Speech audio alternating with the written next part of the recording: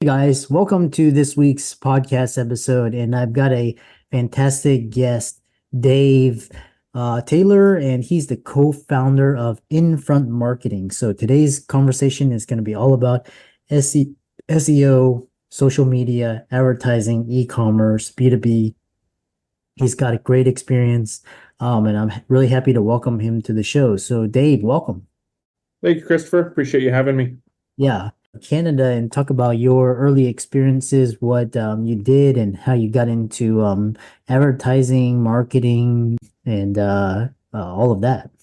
Yeah, that's right. I'm up here in Calgary, Alberta, just western Canada. Many of us will know Banff and Jasper in that area, which is Banff is right out our window, about 30-minute drive, 40 minutes from the heart of downtown Calgary. So it's a beautiful place to live and work.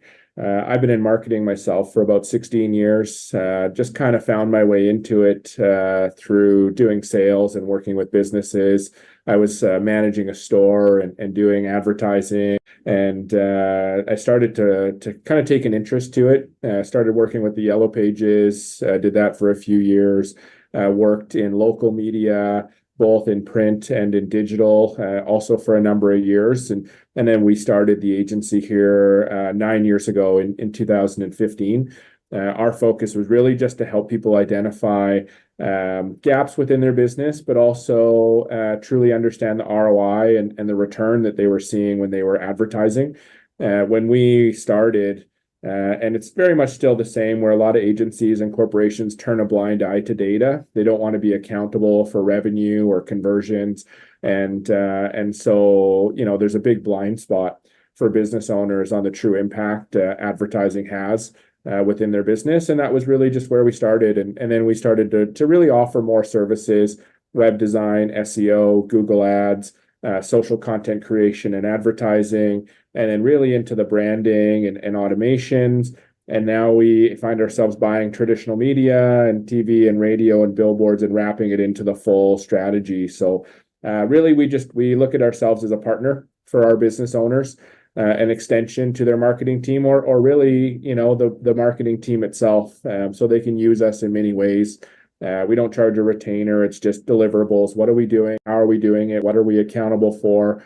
And what is our role? What hat are we taking off of the hat rack? And then really just helping them get a clear picture on what's happening. So it's been quite a journey, and the years go by fast, but it's been great. Yeah, it's quite interesting. And this area of marketing, advertising is really changing, especially in the digital age. And we got social media, and now we have AI, and everybody's saying you saw what they did to TikTok, and even you have an email list and a blog.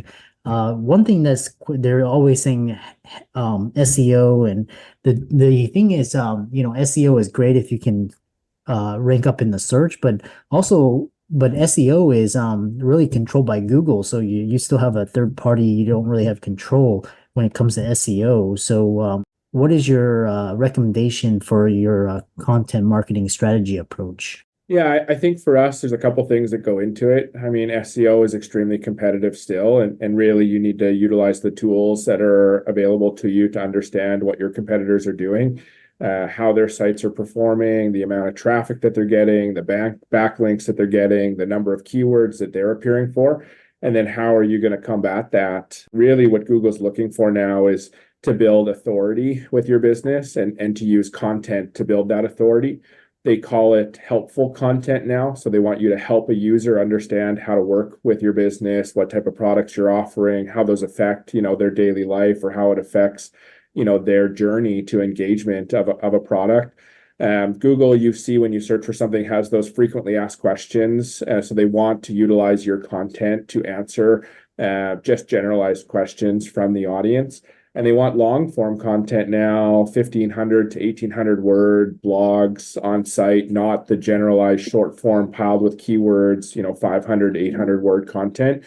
So what we like to do is look at it from a thought leadership perspective and a controlled narrative. If you can position your business as a leader in the space and answer those questions and become an authority, that content is going to have a positive effect for your SEO.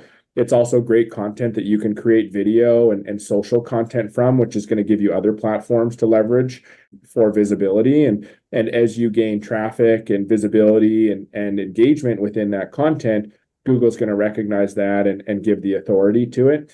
So although you can't do this overnight, the long-term strategy is thought leadership, ensuring that you're identifying a personal brand, a narrative that's specific to your business, helping people understand the products that you're offering, how to utilize them in their daily life, how you stack up against competition. If you're giving those reviews and those recommendations on industry terms as opposed to just business specific terms, those are great for keyword visibility and also trust, because Google doesn't want you pumping your own tires the whole time. They want you to give general information about the industry.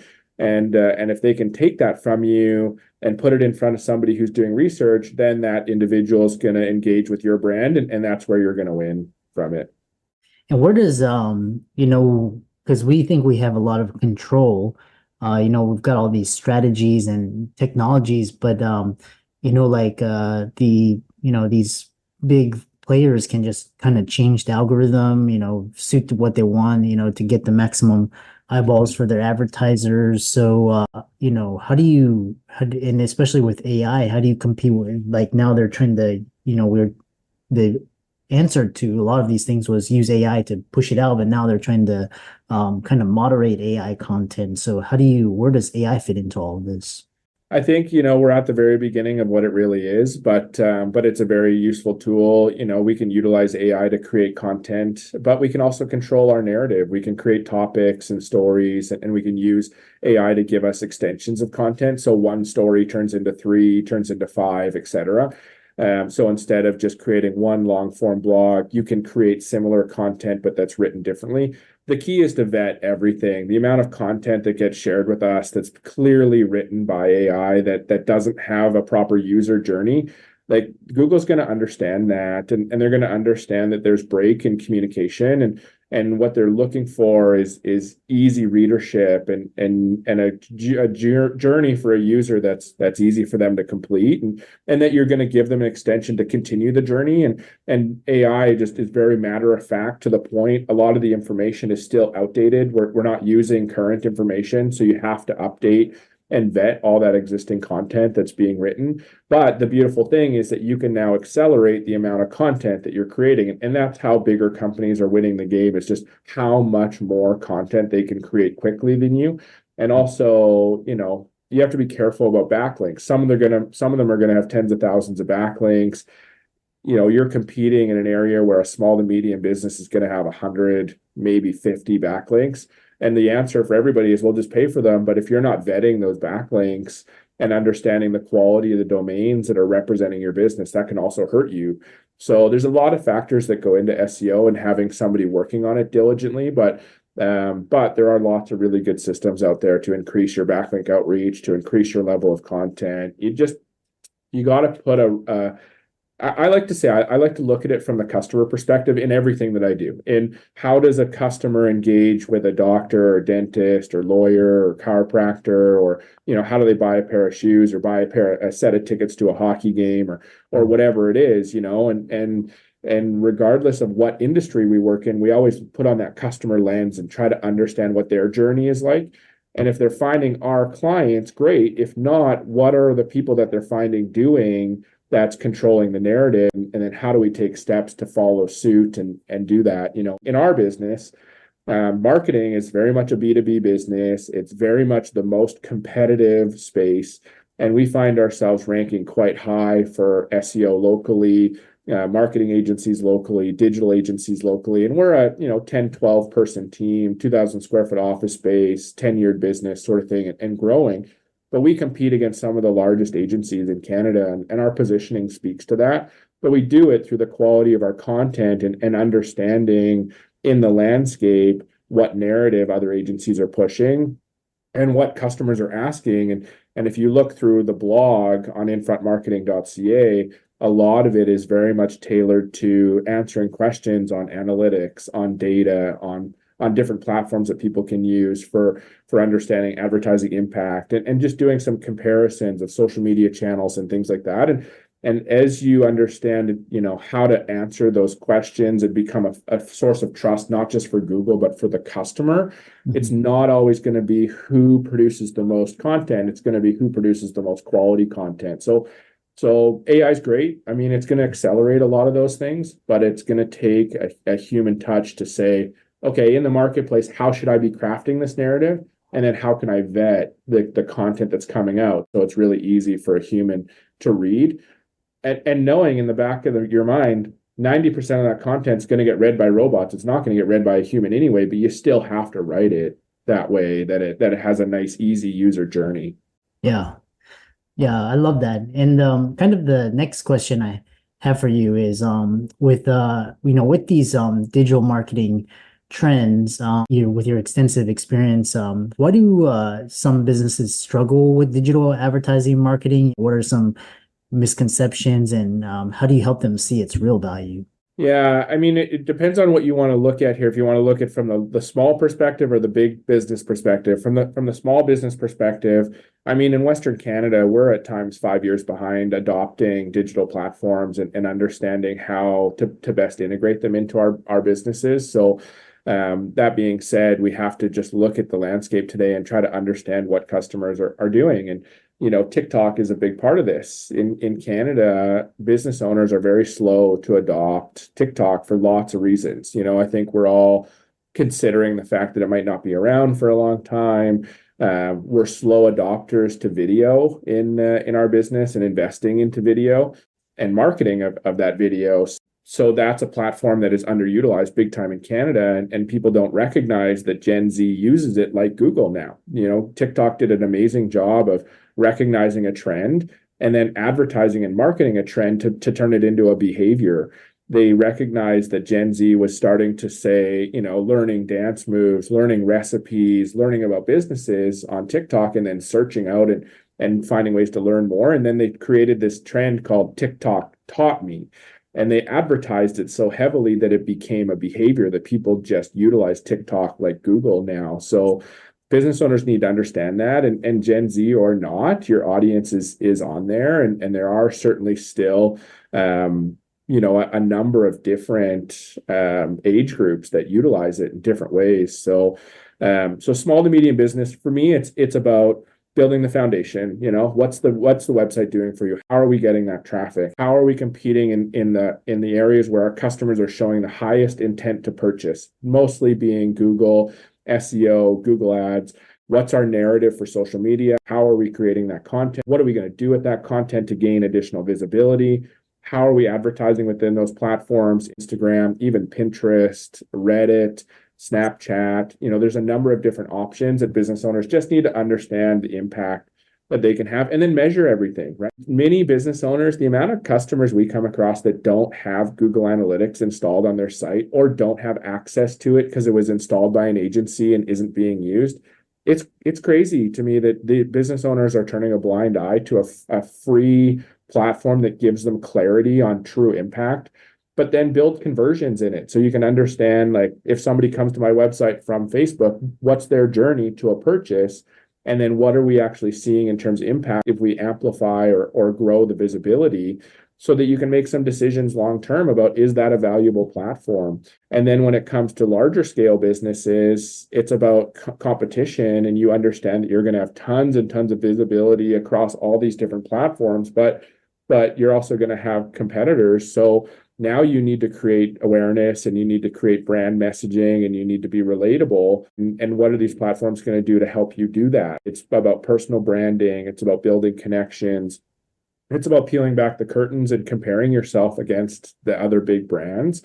And you see lots of companies doing acquisition now of larger, like it's almost like they're banding together, but it's really one large brand who's buying everybody up. But you see this across lots of major chain and retail stores, where you can go in and they'll have small sections of products from other companies that they've essentially purchased, right? And then I would say that the industry that has done this the fastest, in my opinion, is the microbrewery industry. Most people don't understand that most of them are owned by the large brewers, And what they did was, again, recognize a trend that micro brewing, small batch breweries, the more intimate tap rooms, that's where people want to spend their time. But it's a gateway to data and to, again, provide visibility for larger brands. So even in our major sports arenas, you still see the major branding for the large, beer companies. But, what are people buying? They're buying the craft beers when they get to the concession stand. They're owned by the same company. Most people just don't recognize this. So they're utilizing acquisition as gateways. And you can look at lots of different ways to analyze this from an enterprise perspective or just a small business perspective of how are people accessing products in your industry? Are they buying things that are relevant to your business and places that you should be? And you can form an advertising or marketing strategy around that as long as you understand the journey of a customer. Yeah, such a really great answer. You were mentioning TikTok, and I'm like, yeah, it's his greatest product, and it outshined Instagram and a lot of US social media companies in the US basically destroyed it because and they say, this is free market. But the other question I have is one of the common complaints I get from business owners with social media, because if you go to, like, if you, for example, you talk to support on like Facebook or Twitter or like Instagram, it really reminds me of like going to like the post office or just kind of just and these are like the best companies, like most innovative companies, and then at any point you can get rugged. So why put so much effort and time into these things that they're good for your business, but like all they want is those views for their advertisers, and they're kind of just using you and so what's the strategy? Like, is it email list? Is it a blog? Social media? Is it a newsletter, podcast? What is it? Yeah, I think that you got to look at it from what industry, right? Like if we're talking about something specific to a certain industry, right? But it's going to formulate a little bit of everything. Email lists are underutilized, and as much as maybe people send out the odd MailChimp or Constant Contact, they're still not automating it appropriately or understanding, like, is this a user who's engaged in the last 30 days, in the last 6 months, in the last 12 months, and then what type of message is it going to take to bring that user in? And then pairing it to things like your blog and making sure that when you do publish a blog, that it actually goes out to the right audience through those channels of social media and through those channels of email. And can you automate? Can you automate those steps? Many businesses don't want to pay for a HubSpot integration or a larger platform that allows for better automations and segmentation of audiences. But again, it can be a very, very valuable asset because it saves time and it provides additional visibility to everything that you're doing. So again, you got to vet those platforms, but a good strategy is going to include multiple touch points and a consumer-based product, a pair of shoes or a set of tickets or I guess a visit to the dentist or a chiropractor. That's 6 or 7 touch points that you need to maintain with a new customer to bring visibility, and that's going to be a Google ad, it's going to be a display ad, it's going to be a social ad, it's going to be an email, it could be a text message, it could be an engagement with a blog. It could be a billboard or a radio asset, or it could be a podcast, right? If you want to talk B2B and you want to talk industrial clients or technology clients or logistics, it's upwards of 25 different touch points. And really what you're doing at 25 is relationship building. So there's LinkedIn outreach, there's videos on the leadership team, there's very specific blog topics on industry trends. There's white papers, there's a bunch of different things that are going to increase those touch points. And then there's sales and there's physical outreach.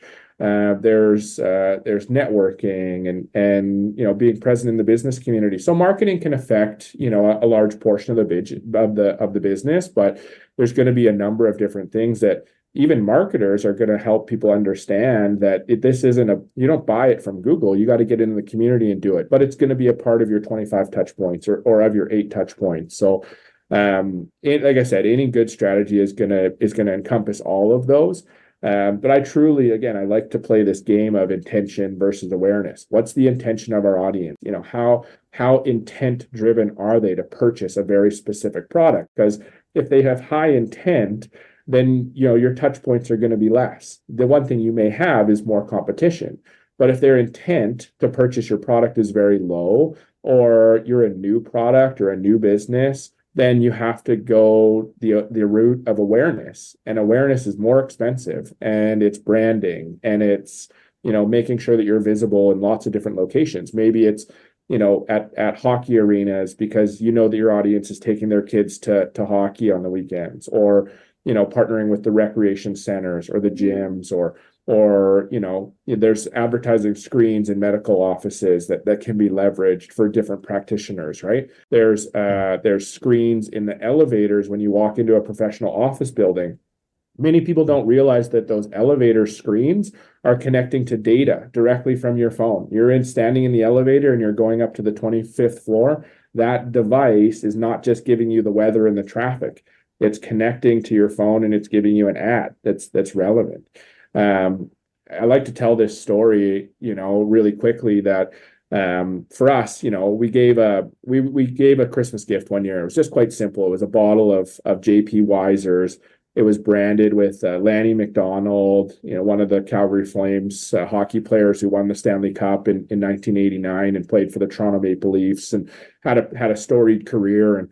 And so they did a collaboration with a number of these alumni players, and Lanny was one of them. So living in Calgary, it makes no brainer. We're going to go buy this bottle of rum, but I couldn't find it. So I was online trying to figure out where could I find this product. And then I'm driving home from work, and there's a billboard on the side of the street, and sure enough, there's an ad on that digital billboard for JP Wiser's. People don't recognize that this is happening everywhere we go. These screens are digital billboards. They're transit. They're in restaurants. They're in medical offices. They're in gyms. They're in office buildings in the elevators.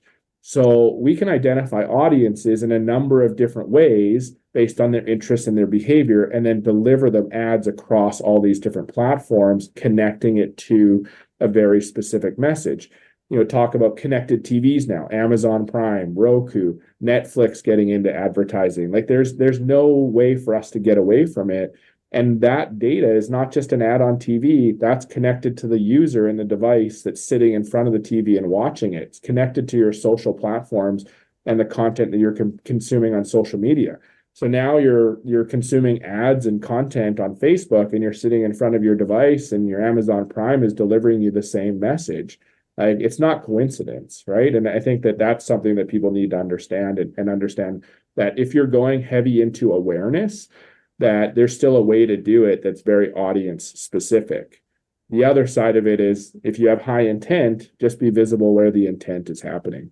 Yeah. Yeah. How can people contact you and follow you and reach out to you and check out your work, etc.? Yeah, I mean, it's quite simple. It's infrontmarketing.ca. You can hit me on LinkedIn. Just search Dave Taylor Infront Marketing. It's easy for me to be found. On Instagram, we are Infront YYC. And again, happy to take DMs and talk to people that way. We are a team here, so you will have a number of different team members monitoring those platforms. But if you come through LinkedIn, you'll get me directly. But yeah, happy to take consultations. It is a free consultation with us. We do free audits of Google ad accounts, social media accounts, as well as free SEO audits for websites. So we can do some baseline analysis, provide some consultations. And like I said, we also work on large, multi-million-dollar ad campaigns for enterprise clients. So our barrier to entries are low. We love to support small to medium businesses, but we're very competitive across the landscape of digital agencies. So happy to have those conversations and support people regardless of kind of where they're at. Yeah. Awesome. And what a great, fantastic conversation. And thanks so much for coming on to the podcast. Yeah, thank you, Christopher. I really appreciate the time today, and look forward to doing this again with you sometime.